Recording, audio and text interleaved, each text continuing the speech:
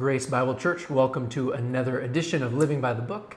I'm here with Pastor Rick, and as always, we're excited to open up God's Word and see just all the practical truth and relevance it has for us today. I have a question today that I think will be somewhat controversial for many of you out there, but I'm hoping that you can shed a little light on it for us. The question is, in maybe a more humorous format, should I play video games? Or maybe should I let my kids play video games? I think the real question, the question underneath that question is, how do we think about leisurely activities that are very clearly a waste of time? I don't really play video games, but I like to watch sports. Sure. Well, there's really nothing much redemptive about watching sports. So how do you think about that kind of leisure? Is it appropriate, especially in light of versus like when Paul tells us to, make best use of the time because the days are evil, right? Our time is short. So help us think through that. Should we be playing video games? And actually, my first question though is, have you ever played Fortnite, Pastor Rick? No, I have no idea even what it is. Okay. So I don't. No. So you're the perfect person to answer this question. Yeah. Okay. Exactly. Tell us Very about. experienced. Tell us about video games. I know that it's big, and I know it's big. It's a big video game. I've heard of it, but I don't know anything about it, I should say. I've never played it. As a parent, we went through this with our youngest child. The older four didn't get into it at all. Computer games for my eldest in 1990 or whatever it was, 1995. Yeah. They were very elementary. Minesweeper. Yeah, I remember stuff like that. And there was a Gettysburg video game that was a computer game, but it was very slow and very it didn't consume a lot of time. And but by the time my son William came along, Call of Duty was out, and there was a variety of video games, especially when he got up into the teen years and upper teens. And right now he's a grandmaster or whatever. He's really excelled. And interestingly for him, it actually contributed to his ability to get his current job. So that eye-hand coordination, that familiarity with a computer all helps him in his designing different things. And so, to this day, he claims that it really helped him get his job. So the moral of the story is play more video games and make more money, right? Yeah, right. Okay. Just want to check. I think, we have a variety of things that contribute to how video games are really perceived as detrimental, and I think that we need to be mindful of and concerned about. The first one you mentioned already out of that passage in Ephesians where it talks about the need to redeem the time and not waste it, because the days are evil, and we need to work while it is day. Scripture says, and Jesus even says that to his disciples, while it is day, there are things that we need to do because night is coming, where we cannot work. Right. I think before I would say that a person should be given the freedom to engage in video games, that there needs to be the establishment of what I would call a biblical work ethic, that a person has demonstrated their commitment to hard work. Right. Because one of the side effects of excessive video game playing is laziness in other disciplines of life. It becomes an all-consuming kind of a thing, or it can become an all-consuming kind of a thing. I suppose it's possible to play video games on occasion or with a balanced participation, which I think would be the goal. Parents who say you can play X number of hours a week on a video game, and yet the video game is designed to cause you to want to complete, go to the next level, go to the next step. There are hooks at various places in the game that causes you to want to continue. And parents become extremely unjust when they tell their teen or whoever that you have 5 more minutes. Or they appear to be unjust. That's what I'm saying. Right. In their eyes, in the kid's eyes, who has an affinity to the game's lures, believe that the parents are unjust because I'm on the cusp of breaking through to the next level.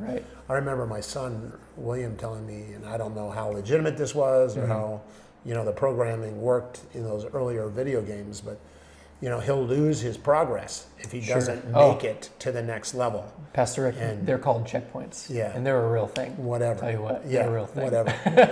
But what happens is that's designed to keep you from being able to quit. Sure. And those kind of internal drives to keep engaging leads to addiction and excess and so on. Mm-hmm. And I think that's a real concern. I think if you have not developed a biblical work ethic that really is established in the garden, God gave to Adam responsibilities to keep and till the garden even before the fall. So work is not the result of the fall. The consequence of the fall with reference to work is that it's going to be more toilsome, more difficult. By the sweat of your brow, you're now going to have to weed and take care of thorns and other things that are going to impede the fertility and the fruitfulness of your land. And so now, beyond the work that God had intended for man to do, you're going to have to work harder. Now the creation's working against you. Right. So now you have a harder time to make a go of it. But I think a work ethic is necessary. And a child may argue that being faithful to a game is an ethic itself, that there's work ethic involved in my excelling in this game. I need to work hard at the game. The problem is that there's zero to show for the investment except possibly self-affirmation and pride that you made it to some level. That you are ranked in the world. I've made it all the way up to 79,221 in my world ranking, and that's a big deal to them. And they would say that's the return on the investment, but there really is not you have nothing to show for it. And if I watch a football game or a baseball game, I've involved what do I do that? Maybe 3 hours a week, maybe, if I watch one, which I usually don't watch the entire thing because my schedule don't permit. Snippets here and there. And, I see portions of it. I'll watch the second half, or in order to redeem time, I'll record it and then go back and fast forward through it. It's interesting that the fast forward on a football game is from the point where a person is tackled and is down, and the whistle blows, you hit this fast forward, advance it, and it's right to the snap of the ball again. So it's timed within that. So you can actually watch a football game very, very quickly. In like 10 minutes probably. Close. Because football is mostly nothing happening. That's right. And so, and baseball is the same. So there's ways to redeem time even when you're into that. Not to justify it. I mean, because you can be excessive in sports watching too. I made an agreement with my wife with reference to baseball that as I was growing up in my early years, baseball was an idol. That I lived for baseball. And when I got married, I made this agreement with my wife that I will not watch baseball on TV throughout the regular season if I can watch. So there's caveats.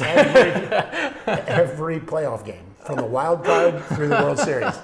And so October is like a really good month it's for an you. indulgent. It's an indulgent month.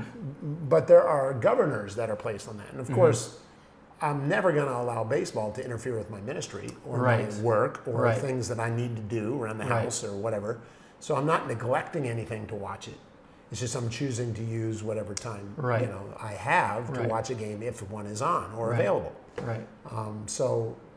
And it usually ends up being 2 or 3 games a week that I'm able to watch. I remember World Series 2 years ago.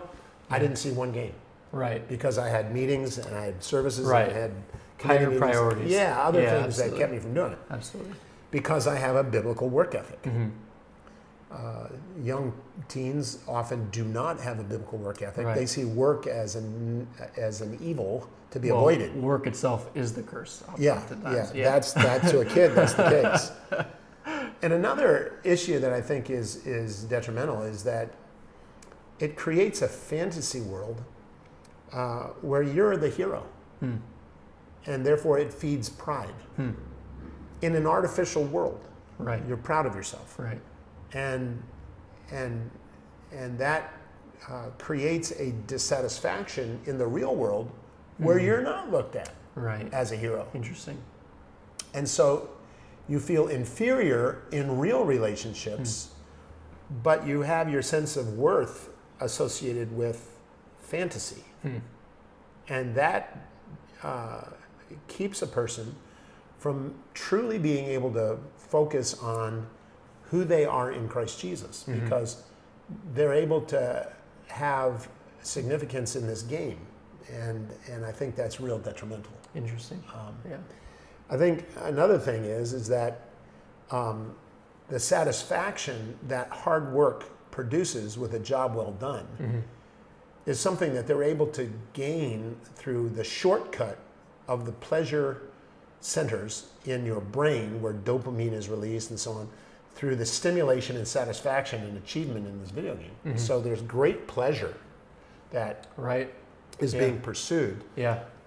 Which again serves as kind of the hook to keep you coming back, because that pleasure is something that you want to not only preserve but repeat. Yeah. And I think that's something again that's artificial. That the pleasure that we seek in life becomes something that is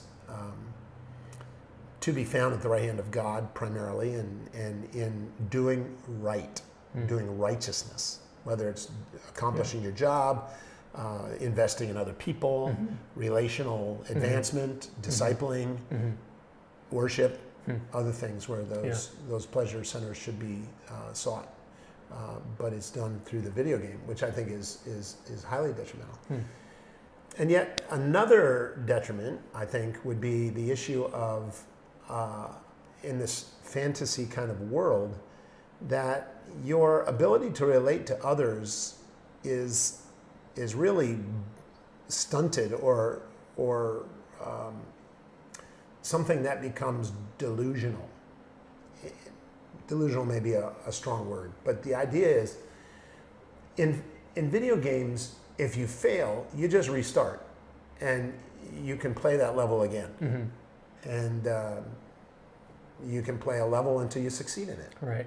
Without really anything lost to save No. some time. No. Yeah. In real life, that's not life. Yeah. In real life, failure is not something you can just redo. You don't get mulligans in real life. There are devastating consequences to failure. And so it kind of trains you that you can be brutal toward others, and you just, if it doesn't work out, you just say, give me a do-over. Yeah. Well, wait, you don't get do-overs. People are affected permanently by your treatment of them. And a video game kind of produces this sense of, that's why I think there are some people who play these video games that are so violent, Right. that lose their shock at Yeah. the horrors that are going on with various crimes and slaughters and brutalities and other things. They're just, oh, well, that's what happens. They become desensitized. Yeah, to and they're some of the- making these video games increasingly graphic with, the spurting of blood and other things that happen. And, Right. I was particularly, I don't know what you'd call it, not offended, but grieved, as my son was playing these games about zombies and just these zombies that just came at you, and you're just shooting them, and you're splatting them here and there. You blow an arm off, and they just keep coming, and until you finally get enough shots in them to kill them. And then they're just coming with increasing rapidity. Right. I was watching my son play this. I said, William, what value is there in this? I mean, this is demonic. It's murderous, and it's not something that's wholesome at all. I don't see what the redeeming value in this is at all. I don't want you to play this game. I don't think it's good, because it not only desensitizes, but it promotes a gratification in killing. I killed 75 of them this time. Right. And there just becomes this sense of gratification in killing. And the scriptures teach us to think on things that are true and things that are righteous and things that are honorable and with virtue and praiseworthy, and not to think on things that are fake and false and violent and murderous. And I just think that's putting our minds on things that are of detriment to our souls. And the argument is, oh, it's just fantasy. It's just fantasy. Right. Well, you get so acclimated to fantasy that it necessarily seeps into reality in your outlook, in your perspective. Right. And so I think that, in the striving after wind that Solomon talks about in Ecclesiastes, which is vanity and striving after wind. Right. And that's really what these video games are about. Yeah. Now, I'm not saying you can never play a video game, or I don't want to be legalistic in the sense of that, but I think that there needs to be, if a teenager is not able to self-govern, then I think a parent needs to place the parameters on there that are necessary. And that's where, maybe to close, it seems like what you're saying is video games aren't inherently bad. Some of them maybe, but not all of them. There needs to be a certain level of maturity and provenness in different areas of life that you would want to see first before you allow your son or daughter to play video games. So maybe give parents who are trying to work through that a few criteria that they could be looking for. Well, I would give my children responsibilities in the house, in the home. And make them, obviously they have their schoolwork, which is work. Right. And I would count that like a father going to work, a child's going to school and doing schoolwork. Right. So the work that is being done, and they need to do their work with excellence. Yeah. You need to assess your child's ability, and this is subjective, I know, but assess their ability. And if they're a C student, be satisfied with a C. But if they're a C student and they're flunking, you're lazy. You're not doing your work. If they're an A student and they're getting C's, like some of my kids were A students and they were getting C's. I went after them, and I got Dad, C's are passing grades. And I'm going, yeah, but we don't do what we do to pass. Whatever we do in word or deed, we do it to the glory of God, and you're not. So you're not working hard. You're coasting. Yeah. And so I think a parent has that subjective responsibility. And I think video games and any kind of leisure is conditioned upon your performance in your work. And then beyond schoolwork, you have household chores, things that they're responsible to do, whether it's taking out the garbage or mowing the lawn or dusting the vacuuming or whatever it's going to be. Cleaning their room, making their bed, whatever the chores are that you're going to give your kids to do. They need to do those, and they need to be done before leisure.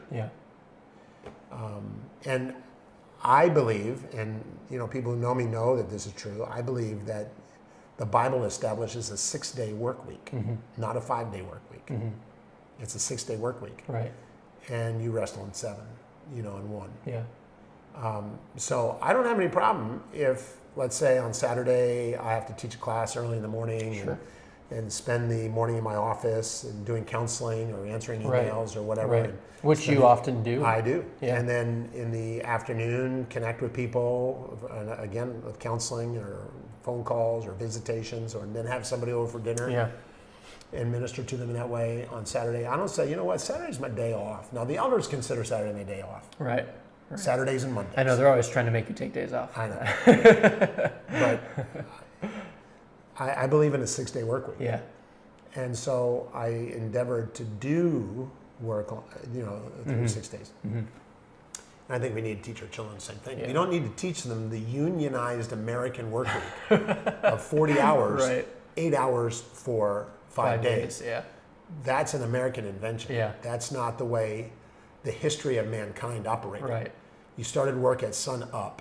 You quit at sundown. Summers were particularly productive because of the longer days. And the winters were a time when people were less, drained.